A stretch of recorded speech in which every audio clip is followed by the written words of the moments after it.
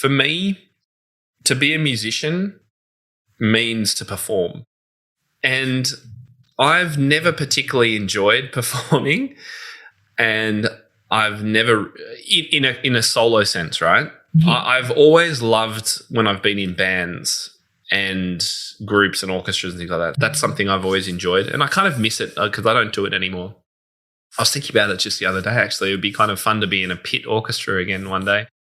But, yeah, there's an association I have, I don't know about you, with a true musician is that one that can get up on stage and play some incredible classical music faultlessly.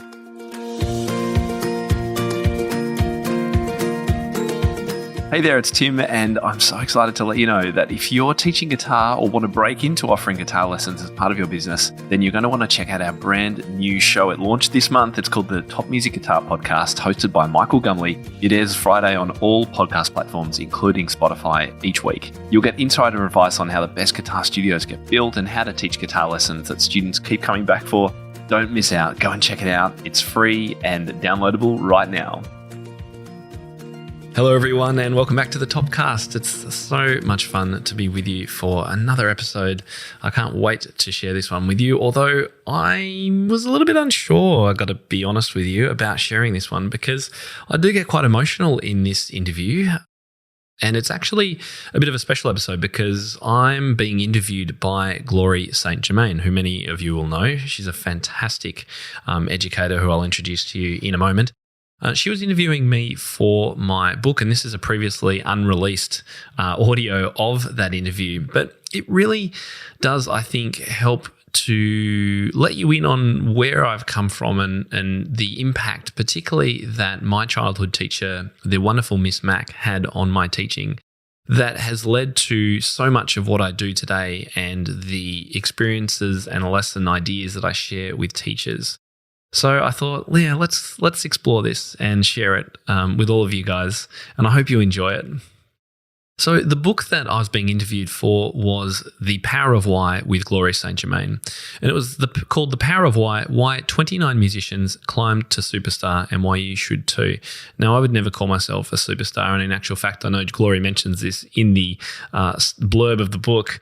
But what it does do is, it's part of her Power of Why series. Now, Glory has a number of books that went to bestseller, all about the power of why, where she's talking and sharing the stories of musicians and educators who have achieved some great things. So I was absolutely honored to be invited to join and create a chapter for this book.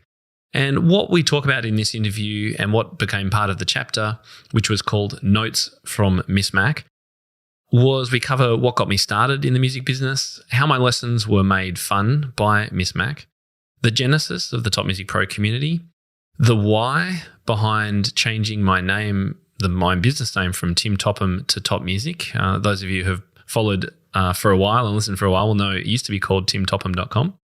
The challenges that we faced inside Top Music during the COVID pandemic, and what I think are some of my top accomplishments that I'm proud of.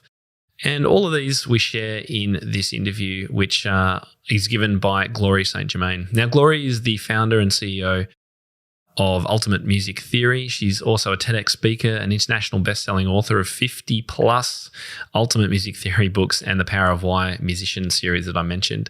Glory's passion for teaching excellence sets a new standard of achievement in music theory education, in producing continuous training through her online courses, membership for Ultimate Music Teachers, and also her business coaching. She is a wonderful human. I absolutely adore everything that Glory does and her approach and the help that she gives other teachers around the world. So I was, as I say, really honoured to have been invited to be part of this and to be interviewed by her. Now, if you're interested in actually reading the chapter that I wrote for this book and all of the other 28 contributions to the book, then we'll share a link on the show notes page where you can connect over to Amazon and grab that. It's like $2 for a Kindle version, so definitely worth a download. I'll talk more about that after you hear the interview. All right. Hello. This interview is with Tim Topham. This is for The Power of Why 29 Musicians Climb to Superstar. So hi, Tim. Hi, Glory. I'm just going to start off by just kind of asking like a few little questions and then we'll kind of go back. So if you can just kind of start me off with, how did you get started? Like what got you started into the music business? I think it was the love of my teacher and the enjoyment I had of childhood music lessons. I absolutely never had an intention to be a music teacher. I probably thought, what a daggy, what a kind of crazy profession that would have been when I was younger. No intention to do that.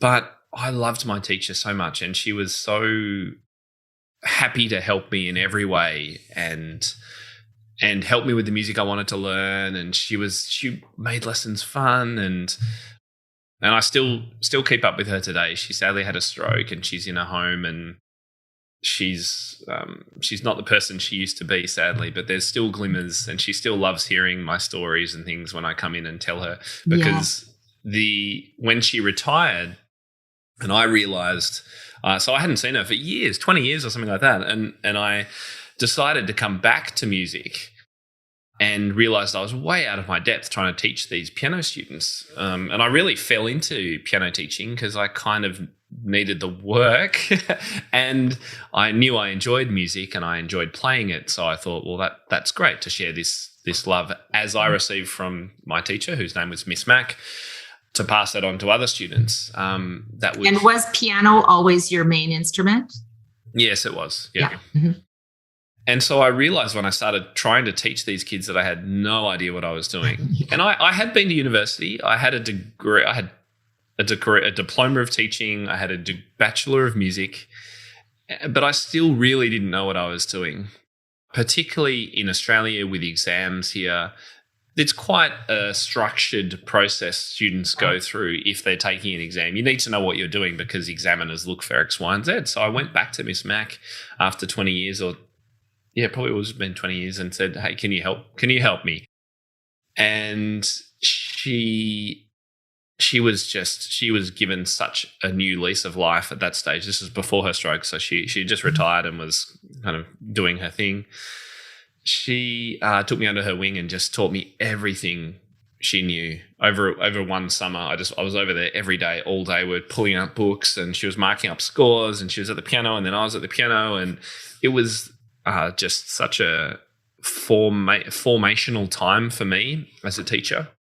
And it really directed so much of the teaching that I then did with my students, but also that I now teach to other teachers. So what was that pivot point when you were teaching and then you obviously started Tim Topham Music, which, was before it's now TopMusic, Co. But what was that moment when you went, maybe I should be helping other teachers as well? Yeah, I think that the answer is that I realized that the teaching that I had received was very special and was not like other teachers. And I learned that by going to conferences and going to masterclasses and watching videos and trying to read and do all those things that you do when you're super passionate about something in your life. I'm sure you've had that time, Gloria, where you just go all in on something and you can't get enough of it. And you watch every video and you go to every masterclass and lecture and everything. And I did that for a number of years. Around this time when I was working with Miss Mac, I couldn't absorb enough. But what I learned was that most students don't get the experience that I had. Mm-hmm. And I thought that was criminal. That was just awful to think that so many students were being forced into this very limited perspective of what a music education is. You're going to learn 3 pieces a year. You're going to be examined on that. And then we're going on to the next 3 pieces for the next year's exams. And that was the music system in Australia and much of the UK for decades. It's been how it is. That's the norm. Yep. And I was just sad. I was shocked to learn that, really, because I didn't know. And it was kind of painful to hear because I knew that so much of the experience I had had in music had come from the creative, positive, out-of-the-box teaching that I had received. And my music experience had gone in so many different directions as well. After I'd done most of my study with Miss Mac, I said, I don't like this classical music anymore. I got to grade 6, which was a good level. I was 12 at the time.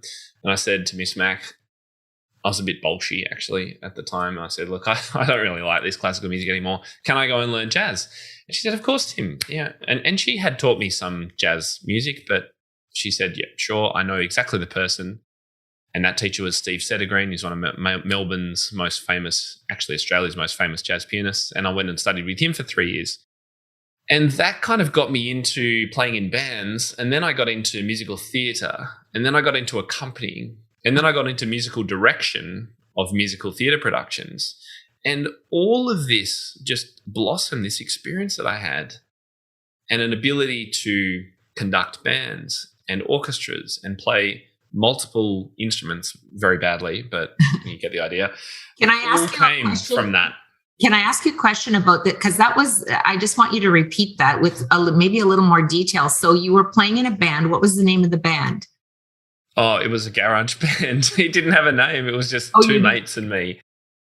But there was lots of little things that I had. The thing that Miss Mac gave me was the confidence to go and try playing in a band. Right. I wasn't stuck in this little box of, no, I only play classical music and I sight read and what. No, it's like, no, Tim, you can play funk music. You can make a band. Other bands that I played in were the school. So the school said, Tim, you're pretty good at piano, but we actually need a percussionist for the orchestra. And percussionists who can play piano are very helpful because they can play xylophone and marimba and all of the keyed percussion. So I'm like, I didn't really want to do it, but I was pushed and nudged heavily, and I loved it, Glory. It was because I suddenly opened up to a world of new music, playing in an orchestra. Mm-hmm. And then because they saw that I could play percussion, they're like, well, actually, we need a drummer for the stage band, which is the jazz band at the school. So I'm like, okay, let's learn kit. I'll do some kit playing. And so all of this just kept on growing because I wasn't given this traditional stuck in the box kind of teaching approach. And I was given the skills that would allow me to eventually be a really strong accompanist and to know how to. So I played in a band. I conducted the band for a production of Grease, the musical, and oh my goodness, I did so many different things. When I was 18, I conducted. What was your favorite production that you did? Oh, probably. Oh, there was actually so many. Probably as a pianist in a band and a second musical director, probably the Hot Mikado with a theatre company called the Fabulous Nobodies. And then I moved up to actually musical directing, and the most memorable was probably conducting a full orchestra in Tales for a production of Oliver at 18. And that, I've still got photos of it. And that was, I look back on it now and go, did I really do that? Like, it's incredible. But I conducted a Wizard of Oz band and another production of Grease. Wow. And I was the go-to audition accompanist if people needed it because I could sight read anything. And so I think coming all the way back to your original question, why did I do this? I realized that not every kid gets that experience. And the reason is because teachers don't know how to teach out of the box. And I wanted to help them do that because I knew the impact that it had on me. And so that's when I started sharing videos about what I was doing and writing blog articles about what I was learning from all these lectures and masterclasses and trying to condense all my thoughts into here's an approach that will get you out, get your students to have a much more broad experience of music and hopefully continue to play music for much longer and not quit because they're stuck in doing things they don't want to do. And that was the genesis of Top Music. Wow. And when you think about, building your business and of course with COVID and everything, what's maybe been one of your biggest obstacles that you've had to overcome? There's been many obstacles. I think If we're looking at COVID specifically, I think it's the challenge of trying to run a small business from home with children when everyone's at home. And we've all experienced just how hard that is. So being able to focus and reduce your ambition and drive and productivity rate to a much more lower level, that was super hard for me because I am a naturally very driven, ambitious person. I'm a go-getter.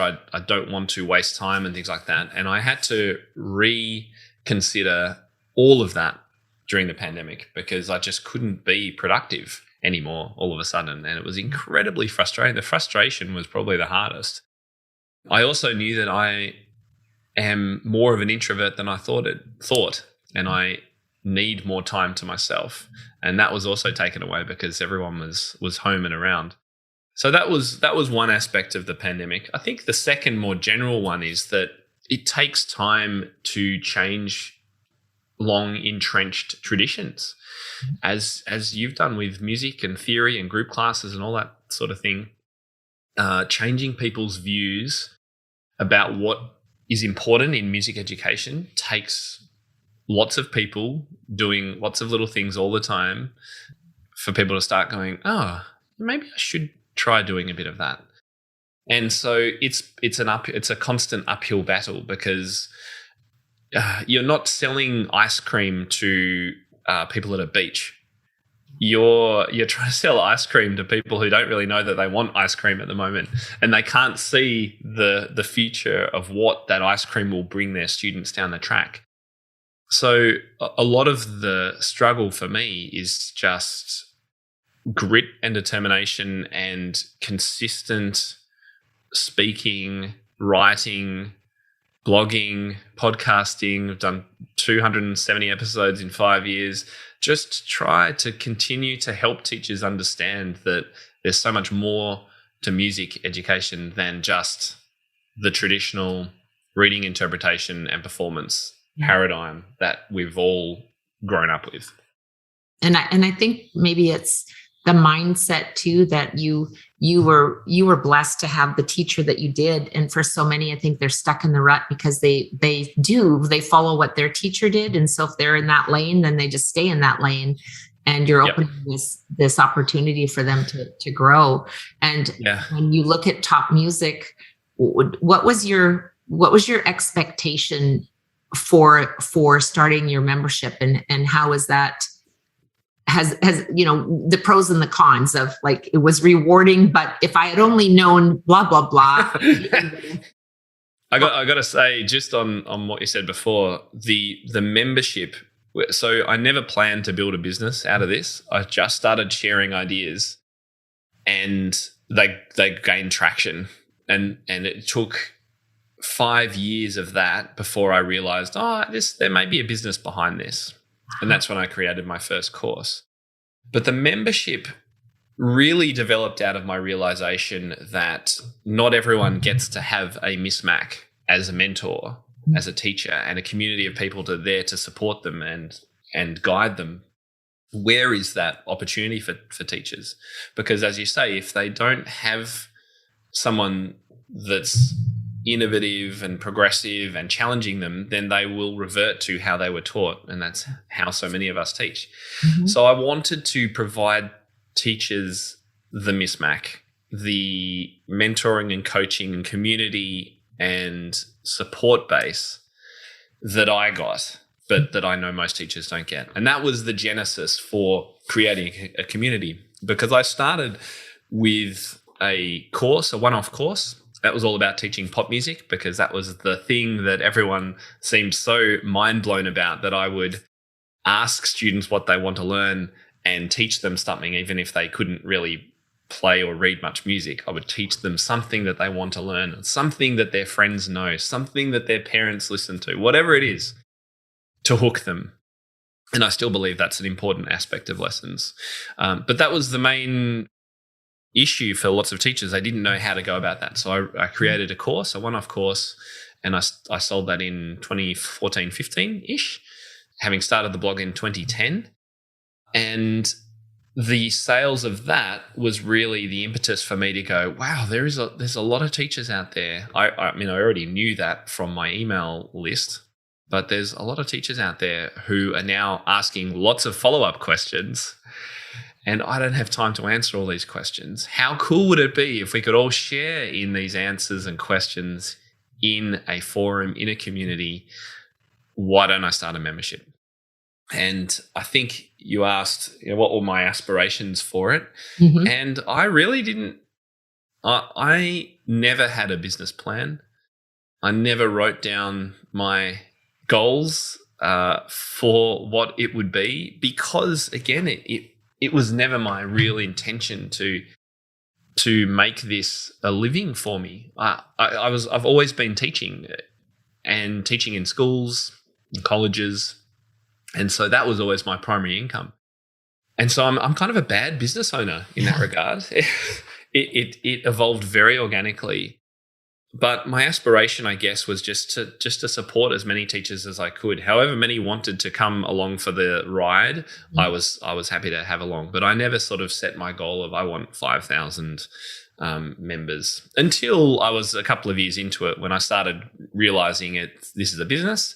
And when I finally quit my school teaching roles and went full-time into it, that's when I started going, okay, well, I now have a small team of people. I should probably set some goals for us. And how did you feel when you knew that you had crossed the line from just writing blogs and creating this course to serving teachers who continue to follow you? Like, what was that feeling like for you, knowing like, okay, I'm actually making a difference and I am becoming the voice of Miss Mac for the world? How did you feel about that? It was great. I enjoyed it because I've always enjoyed speaking and being someone that people look up to and refer to and learn from. I've always been that teacher kind of person ever since my training as a teacher. So it gave me a great sense of fulfillment. Mm-hmm. It was quite an honor, but it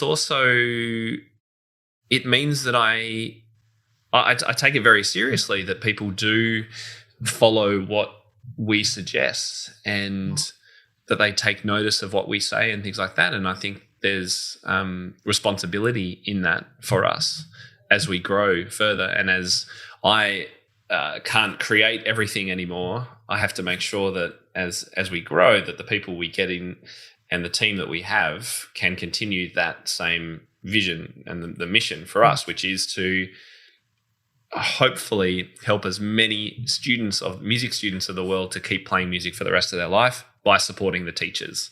That is our primary concern and goal. And what was your thought behind, or your why behind changing the Tim Topham to the TopMusic? Was it because personally you were growing, or what was that transition like for you?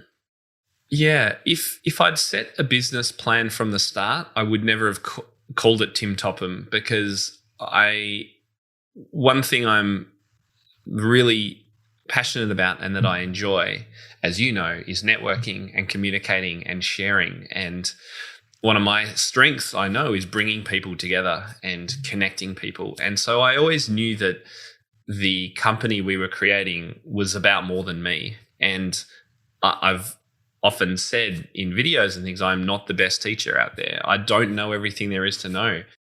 But what I do know is how to bring great people together so that we can all solve the problem together.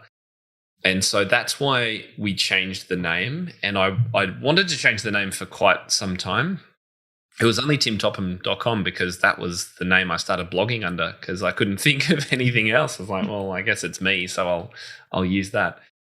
But as we started to bring more course creators in, more team members in, more experts in, it made sense that it shouldn't be revolving around me. And I don't want it to revolve around me. I want it to be a community that's self-serving and I'm a part of it. So that's why we moved to TopMusic. So talk about your because you're continuing to grow, and that's the inspiring part. Is you started off as a music student with Miss Mac, right? And there you were a student, a conductor, a band leader, musical theater, an actor, I suppose, as well.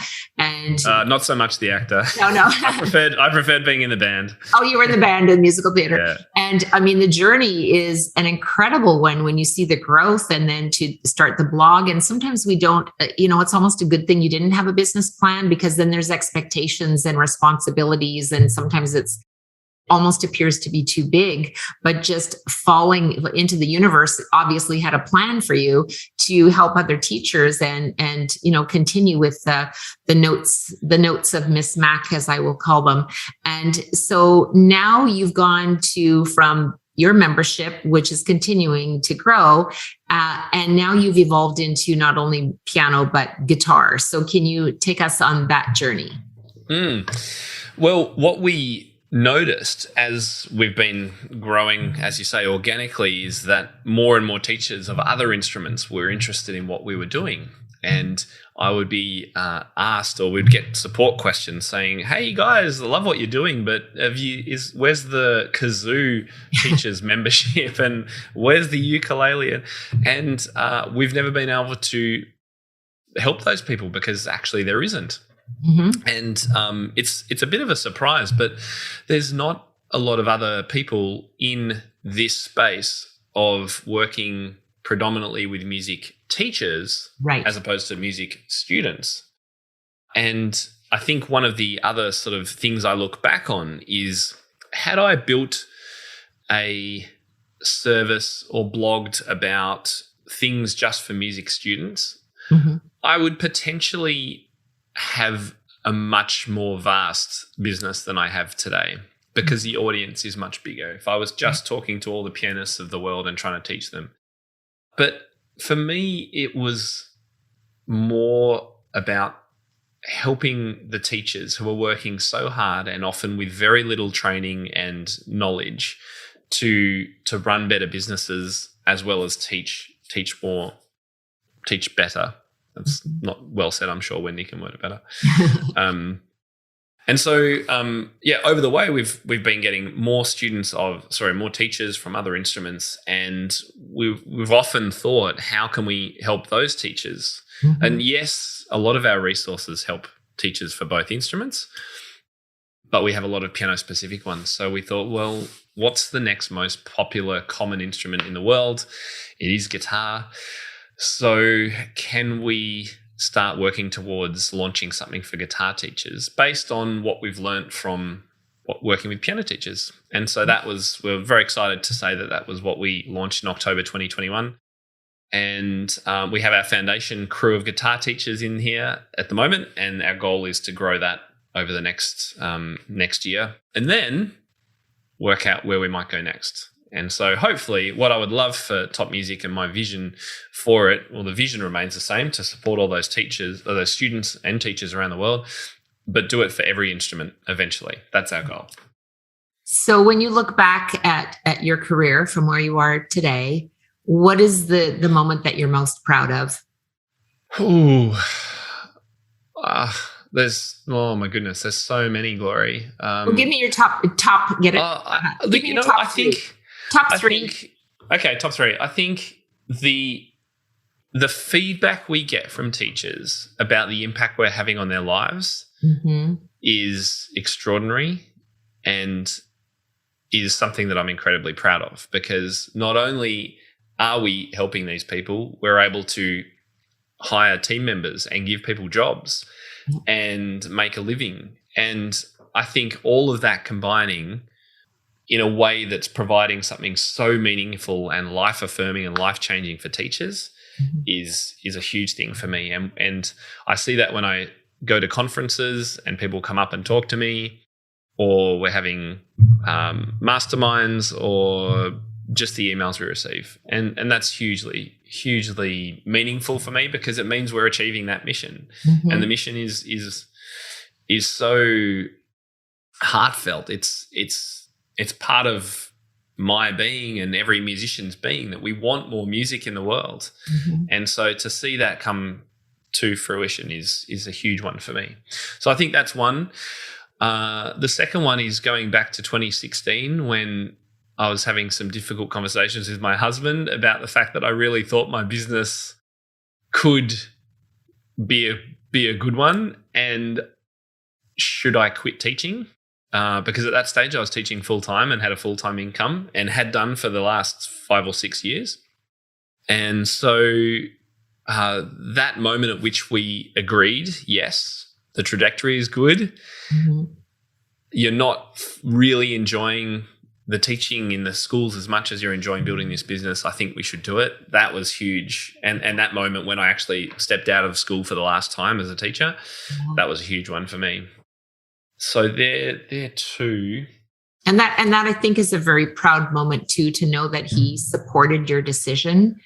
Because I think, a takeaway there is it's very difficult to be in business by yourself without having the support of your spouse or significant other. Like it's a lonely journey. And so do you want to just is David also in the music industry, or he's not?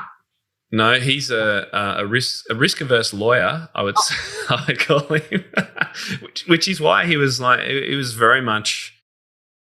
holding me accountable. It's like, we need to make sure this works, and what's going to happen if it doesn't. But I'm going to support you all the way. Once we've made this decision, I'm right behind you. And you're right. Entrepreneurship can be quite a lonely road, and takes so much out of you. And so having your support network strong is really, really, really vital.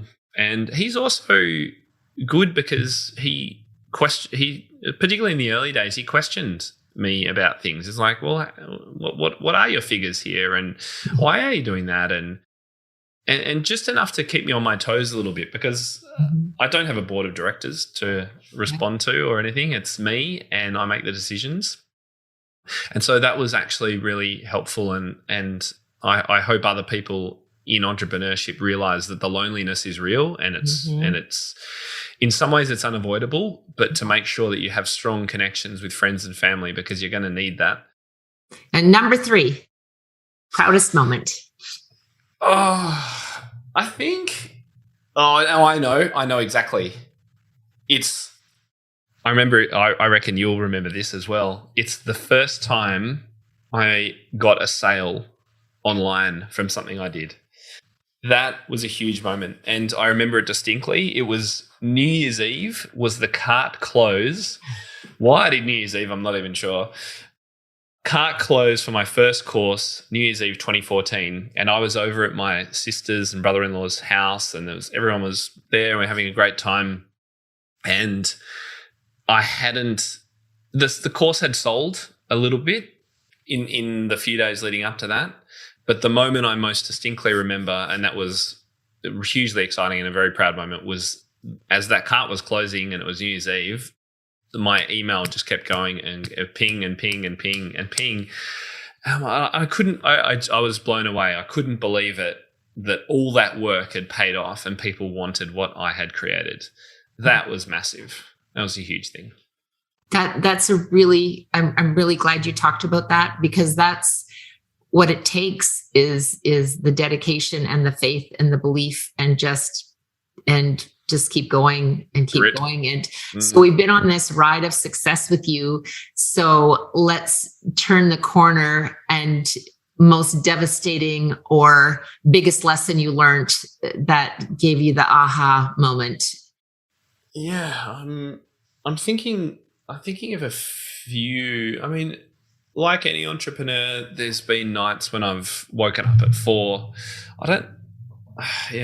Woken up at 4 in the morning and sweating and worrying because something you've planned to do or that you've agreed to do is not working the way you wanted it to, or that the income that you thought you were going to generate from something has just not happened, and you worry because of the impact it's going to have on people in your team. I don't worry so much about the effect on me. I know that if I of this fails, I can go back and be a teacher if that's what's going to happen. But I really worry about the impact that decisions I make have on members of my team or people we've partnered with, and those kinds of things. They're the things that keep me awake at night or wake me up in the morning early. And there's been a few of those over the years, trying to move too fast, trying to expand too quickly, trying to build and scale when the income isn't ready for it. I've learned some hard lessons there of actually, sorry guys, we need to pull back, we need to cut down, we need to go leaner. I thought we were going in the right direction, but I'm sorry, it's just not getting there yet. And the whole pandemic of the last 2 years really had us swimming against such a strong current all the time and exhausting ourselves and just getting nowhere. Really just hanging on sometimes. And that was the feeling that so many of us have had during the last 2 years. And I felt it just like everyone has. And so, yeah, there's been plenty of worry along the way. And so if you could give one piece of advice for entrepreneurs that are aspiring to build a business, what would your words of wisdom be for them? Make sure that what you want to create is truly needed and wanted in the world and is something that people are prepared to pay money for. I think the biggest challenge I see people making is if they want to launch a product or an app or a service or whatever it is they think it's a good idea, and maybe it is, but until you test it, it's really hard to know. And so my advice would be to start small and test what you want to do and see if it's something that people actually want. And we teach this to our teachers now who want to build online businesses. I distinctly remember a moment, this is many years ago, back when I lived in Perth in Western Australia. I was teaching at a school, but I decided, I've had this entrepreneurial thread running through my entire life. This is the first truly successful business that I've had, but I've had many failures along the way. And one of them was an entertainment business when I lived in Perth. And my business was to run underage dance parties for kids in Perth. Because what I saw was that there was actually no offering for that 12 to 16, 17-year-old age group. And a lot of those kids were getting into trouble and doing stupid things on Friday night. So I was already at that stage a teacher at a school, and I was running these events inside the school and inviting other schools along. And it was huge and it was great and everyone loved it. So I thought, well, why not do this more widely in the community and make this a community venture as much as anything, to give kids something to do that's huge and fun and enjoyable, and they're safe and secure, and parents are going to enjoy it. The kids are going to love it. And I started thinking that I could fill this massive basketball court-sized venue with kids on my first event ever. And we hired all this massive lighting rig, and I found my DJs, and I spent thousands and thousands of dollars. And I sold 35 kids, and I really needed 500 minimum to even come close to breaking even.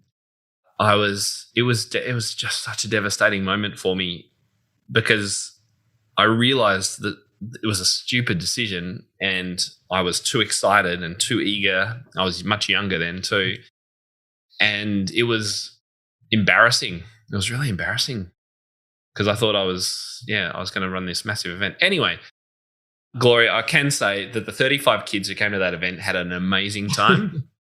They had an absolute blast. We made it absolutely worth their while, and they told all their friends about it. And the lesson that I learned there was start small. So the next event we ran was in a small hall. It fit 300 kids. That was our absolute maximum. And I could make it break even with 100. And we filled it out. It was oversubscribed. And that was the genesis of that business, which ran for 2 or 3 years and I eventually sold. So long story short, start small. Yeah. Don't make that mistake. So to wrap up, what do you think Mrs. Mac would have to say about your success story and how you've kind of shared your legacy, through her? I get emotional talking about her because she's had such an impact on my life. I know she's very proud, and I know she told me that when I came back to her, I gave her a huge shot in the arm for her because she was already kind of winding down at that stage, and seeing what I was doing and the impact that I was having had a huge impact on her, knowing her legacy was not just living on in one teacher, but in all the teachers that we were impacting. So, yeah, I know she's hugely proud and enjoys when I do catch up with her and hearing what I've been up to. And in fact, we create sheet music for all our members. A free sheet music pack each month, and last month I dedicated it to her, and it was my it was my collection of music that she taught me when I was younger that I really enjoyed, and the dedication is to her for that collection. And I guess it's quite emotional because she's bedridden and can't play music. She can't talk properly. It's been really sad seeing how that's ended up for her. I wish she could be that 90-year-old woman who's still playing Rachmaninoff. Yeah. Hasn't been that way, but I know she's very proud. But how you have honored her legacy. You could have just remained teaching music and had that, but just the fact that she inspired you, and know too that you are inspiring so many teachers through even the reason, that I connected with you was because you were doing things that were outside the box. And it was fun to see what you were creating and your membership and the networking with teachers and your openness to share, to say it's okay to be vulnerable and to just, tell your story. It's a great honor, and I know it will resonate, because I think the point here is that you're saying teachers matter.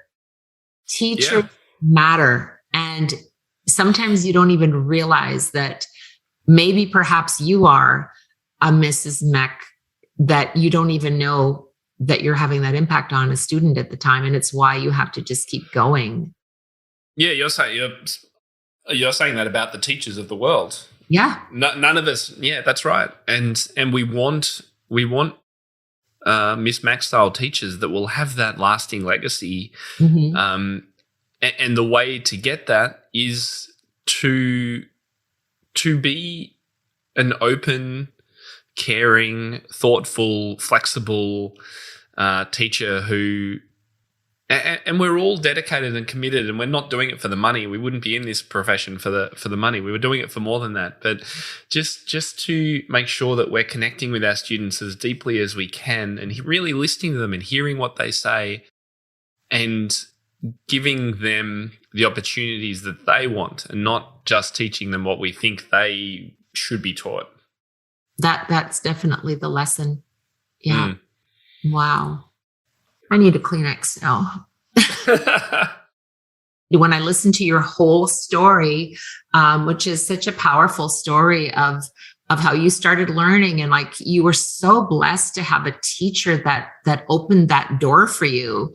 And what, we want the reader to take away is that just be open to listening to what your students want, or even your children, listen to hear what they're saying rather than just to reply, right?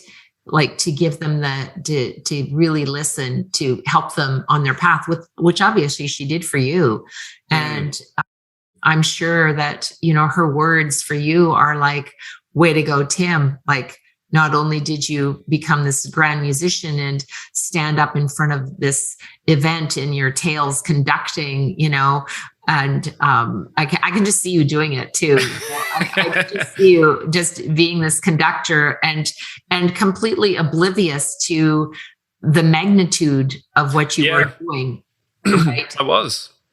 Yeah, absolutely. I look back, I found the photos just the other day, and I could not believe that I was doing that at that age. Yeah. And ringing universities to try and find timpani, because, where do you find timpani? And the timpanist doesn't bring them. It's like, not only putting together a band, rehearsing them, an orchestra, finding the instruments. I can't believe I did all that. Yeah. That's crazy.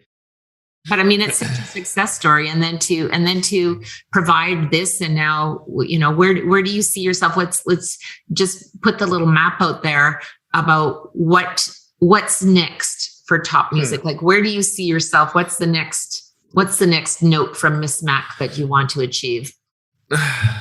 I think the bigger vision, I guess, for me is that it becomes the true hub for music teachers globally, where they will come for their training, their music, their support, their news, all of those things. It becomes the real cornerstone community for music teachers of all instruments.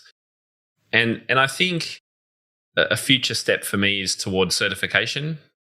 I would love to firstly micro-credential the courses that we have and provide and we already do provide some kind of credentialing, but one thing that you and I know is very much lacking in the world is some kind of certification for music teaching that's outside of universities. And I would like to think we could, I think it's a bigger project than just me and Top Music, but it's the kind of thing that with my networks and the way I enjoy putting people together and stuff, I think we could do that in the future. And I think that would be a positive step for the profession. It would totally be. Yeah. Yeah. And it'll be just interesting to see where that goes, because I think that's something that many teachers would love to see. So again, that's a big project. Yeah, that would be a bit of a legacy project for me, I think. And somehow trying to combine, because there are certification programs in various countries and things, and trying to pull together how it could work in a global sense. Yeah. Yeah. Makes my mind spin, but it's exciting. Yeah, it's so exciting. Well, I is there anything you want to add? Any thoughts that you have about? I think because your title is how the musicians climb to superstar. Yeah. And I'd say two things about that. One is, it's funny, but I've never truly considered myself a musician. Now, that's going to sound really weird. That does sound weird. Because, and maybe this is part of the legacy of what I'm doing and the changes they're making, but for me, to be a musician means to perform. And I've never particularly enjoyed performing, and I've never, in a solo sense, right? Mm-hmm. I've always loved when I've been in bands and groups and orchestras and things like that. That's something I've always enjoyed, and I kind of miss it because I don't do it anymore. I was thinking about it just the other day, actually. It would be kind of fun to be in a pit orchestra again one day. But yeah, there's an association I have, I don't know about you, with a true musician is that one that can get up on stage and play some incredible classical music faultlessly. And so, yes, I am a musician, obviously, but it's just a part of who I am and what I do, I think. And that's why I think I'm a guy who has built a business, a musician climbing to superstar. And superstar, I've never considered myself. I'm a pretty humble guy. I would never call myself a superstar. And this is why it's so important for me. And in my chapter, I'm actually going to create the definition of superstar. What does that mean? You know, when a child gets on stage and performs at their first recital, they become a superstar. Like, you know, their grandparents think they're a superstar. You know, the first time my daughter got up and played at the music festival, I called her my little superstar. And I think that we need to recognize accomplishments, that everything is, you know, when you achieve something, you become a superstar at that. And you can't go from zero to hero. Like, you have to have, you know, hanging on a star and then another star, and you kind of climb up the ladder, which is hence climb to superstar, is that, you know, there's people that are going to read your chapter that are going to say, oh my God, like, how did you get there? And what was your why? And now we know your why. Your why is because you had, you know, Miss Mac as your teacher. You wanted to help other people because they didn't have what you had. She was very unique, and she was, you know, the universe put her in your path to say, here, if we give this to Tim, then he's going to take it to the next level. And then there's going to be, you know, the world of computers, and then this is going to happen. And then, so it's interesting when you kind of look at the ladder of how you've climbed to this status and impacted teachers, not only from your country, but around the world. Like, it's mind boggling. And your team. So yeah, you're way up there in the stars. Oh, thanks, Glory. I've thought of one other thing to add, where you ask about things I think you said things I would have done, or looking back. But one thing I continue to be bad at, and I need to get better at, is celebrating wins. Yes. And the last 2 years have really dinted my ability, and I imagine many people's ability, to celebrate wins because of how we're feeling, and we're locked in and we can't go out and do anything and all that kind of stuff. And I'm really bad at it, and I want to be better at it and so I would say to other entrepreneurs, celebrate the small wins. Yes, I celebrated those that first night when I made all those sales. But after that, you have to really put in the effort to celebrate the wins in some ways. Because if you're an ambitious entrepreneur, every mountain that you climb is only the step to the next mountain that you need to climb. And that's the one you look at next. You don't stop to think, my God, I've made it to the top of this mountain. So try and celebrate the wins. And I'm going to read that back to myself and try and learn from what I've said. Yeah, actually, what you just said was completely brilliant. So I'm really glad that we're recording that, because I am guilty of that as well. And you said it so well, is that you climb this mountain and you achieve that, but you don't bother to go, woo, look at me. I did. You just are looking at the next peak. Like, you just always. Yeah. And sometimes you're so busy looking at the next one that you don't even bother to take the time to celebrate that. You just already, I got to get there. I mean, that's right. That as well. And this isn't good enough anymore. That's right. Yeah. Yeah. And every entrepreneur I speak to who's had success says the same thing. It's been emotional for me just to hear your story. So yeah. Well, thanks for pulling it out of me. It's not often. I am a vulnerable leader, and I'm happy to share vulnerability with my team. Yeah. But I don't share it more widely very often. Yeah. Yeah. Well, and I know you've been through a lot, just even with, like you said, just the whole lockdown thing is emotional for us too. Some people it doesn't phase, and other people go into such a depression that they don't know how to get out of it. And I've seen that in my own students. They just are locked in their room. And if it wasn't for music, they wouldn't even have an outlet to do anything, because their sports are canceled, right? Yeah, that's right. There's like nothing left to do but play the piano. And we sometimes laugh and say it was a plan by all music teachers around the world to stay in the house and practice for the next 3 years, and then let's have a conversation about soccer. Yeah. Kind of funny. Anyway. Well, I do hope that at some stage in the next 2 years, I don't know if it'll be next year, but the year after, we'll be able to hang out in person and celebrate some of those wins together. Absolutely. Yeah. It'll bring me great joy. Well, thank you so much, Tim. I know you're busy, and you're welcome. You appreciate your time. Thanks again, Gloria. I really appreciate you having me as part of it. Yeah, that was kind of fun. Great to hang out. My heart's warm. Mine too. It always is after connecting with you. Thanks, Gloria. Thank you. Well, have a great day and say hi to the boys for me. All right, will do. See you. Thanks. Bye. Bye.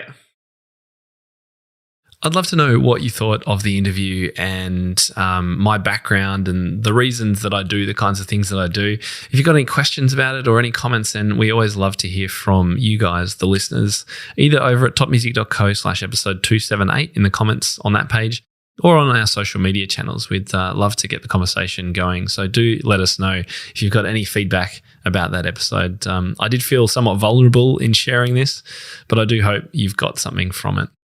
If you'd like to download the book, as I mentioned, head over to the show notes page, topmusic.co/episode 278. There's a link there over to Amazon where you can grab it.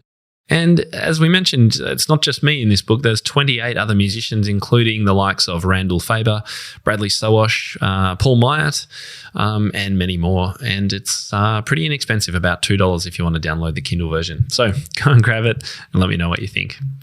That's the end of the show for today. Next week on the podcast, we're taking a little bit of a different approach, actually. I received an email from one of our members about unplugging. She'd heard that I'd taken a nice long break. I took a complete month off over our summer period here, which is our January holidays, to spend more time with our boys and also just recharge. And it was really successful for me.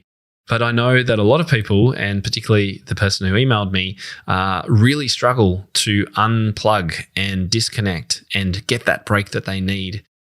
And so what I'm going to do next week, we're going to talk about taking a break and really unplugging. How do you disconnect and escape to a place where your sole responsibility is to unplug, connect with loved ones, explore the world in front of you, and make the most of a worry-free vacation? And how do you avoid that temptation to check emails and whatever else it is that you need to do for your business? I can't wait to share some of the tips that and tactics that I use. I've got a holiday again coming up, which I'm really looking forward to. It's going to be our first international trip with my family for 2.5 years. So I'm going to be following these instructions again. I definitely practice what I preach when it comes to unplugging when I need to. All right, we'll uncover that episode next week. Until then, I hope you have a great teaching week ahead, and I'll speak to you then. For more information about this episode and to find out how to enhance your own teaching, visit topmusic.co. You'll find everything you need for your studio, from lesson plans to cheat sheets, quick win teaching ideas, and guides on how to build your teaching business. Plus, you'll be connected to a global community of the world's top music teachers.